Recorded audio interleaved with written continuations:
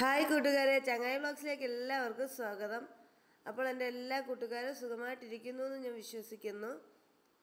അപ്പോൾ ഞാൻ ഇന്ന് വന്നിട്ടുള്ളത് ഒരു കപ്പ കൊണ്ടുള്ള എഗ് ബിരിയാണി റെസിപ്പിയുമായിട്ടാണ് കേട്ടോ. അപ്പോൾ നമുക്കതെങ്ങനെയാണ് ഉണ്ടാക്കുന്നതെന്ന് നോക്കാം. അപ്പോൾ നമ്മൾ കപ്പ ബിരിയാണി ഉണ്ടാക്കുന്നതിനാവശ്യമായിട്ട് 1.5 കിലോ കപ്പ ഞാൻ എടുത്തിട്ടുണ്ട്, അതുപോലെ മുട്ടയും. അപ്പോൾ കപ്പയൊക്കെ ഞാനൊന്ന് കഴുകി വൃത്തിയാക്കി ഒരു പാത്രത്തിലേക്ക് വെച്ച് കൊടുത്തിട്ടുണ്ട്.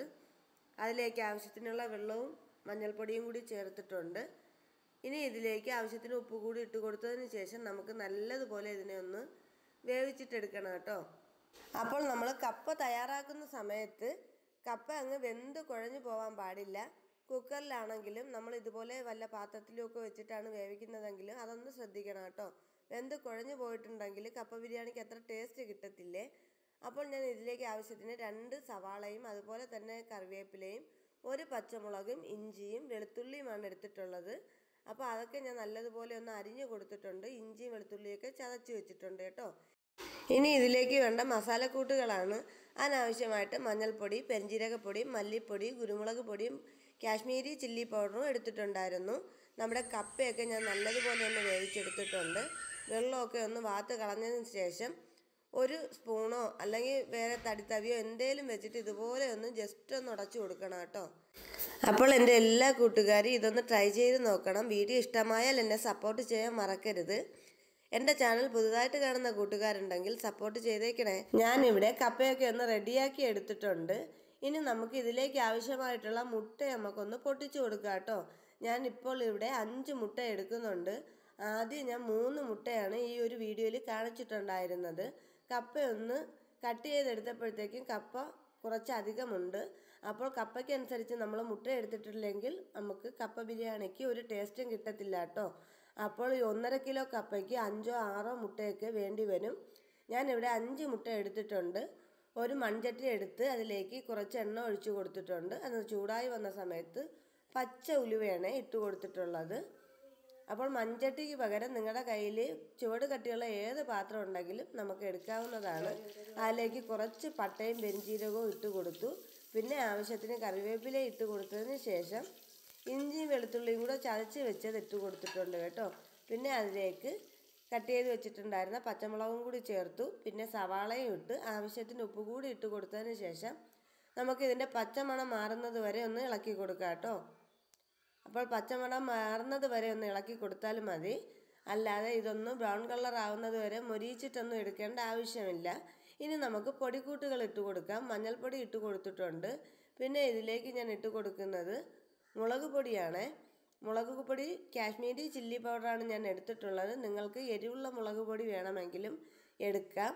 കുറച്ച് കളറൊന്ന് കിട്ടാൻ വേണ്ടിയിട്ടാണ് ഞാൻ കാശ്മീരി മുളക് പൊടി എടുത്തിട്ടുള്ളത്. നിങ്ങൾക്ക് എരിവ് കൂടുതൽ വേണമെന്നുള്ളവരാണെങ്കിൽ എരിവുള്ള മുളക് പൊടി എടുക്കണം കേട്ടോ. മല്ലിപ്പൊടി ഇട്ട് കൊടുത്തു. പിന്നെ ആവശ്യത്തിന് കുരുമുളക് പൊടി കൂടി ഞാൻ ചേർത്ത് കൊടുക്കുന്നുണ്ട്. അതെല്ലാം കൂടി നമുക്ക് നല്ലതുപോലെ ഒന്ന് ഇളക്കി യോജിപ്പിച്ചിട്ടെടുക്കണം. ഈ ഒരു സമയത്തെല്ലാം തീ ഹൈ ഫ്ലെയിമിൽ നിന്ന് ലോ ഫ്ലെയിമിലേക്ക് മാറ്റി കൊടുക്കണം. ഇല്ലെന്നുണ്ടെങ്കിൽ നമ്മളെ ഈ പൊടിക്കൂട്ടുകളൊക്കെ ഒന്ന് കരിഞ്ഞു പോവുമേ. അപ്പോൾ ഈ ഒരു സമയത്ത് എണ്ണ കുറവാണെന്നുണ്ടെങ്കിൽ കുറച്ചുകൂടി എണ്ണ ഒഴിച്ച് കൊടുക്കണം. ഇത് ഞാൻ കോക്കനട്ട് ഓയിലിലാണ് ചെയ്യുന്നത്. നിങ്ങളുടെ കയ്യിൽ സൺഫ്ലവർ ഓയിൽ ഉണ്ടെങ്കിൽ അതിലും ചെയ്യാം കേട്ടോ. പക്ഷേ ഇത്ര ഒരു ടേസ്റ്റ് കിട്ടുമോ എന്ന് ചോദിച്ചാൽ എനിക്കറിയത്തില്ല. ഞാൻ ഈ ഒരു സാധനങ്ങളെല്ലാം വെളിച്ചെണ്ണയിൽ മാത്രമാണ് ചെയ്തെടുക്കാറുള്ളത്. അപ്പോൾ നമ്മൾ പൊട്ടിച്ച് വെച്ചിട്ടുണ്ടായിരുന്ന മുട്ടയൊക്കെ അതിലേക്കൊന്ന് ചേർത്ത് കൊടുത്തിട്ടുണ്ട്.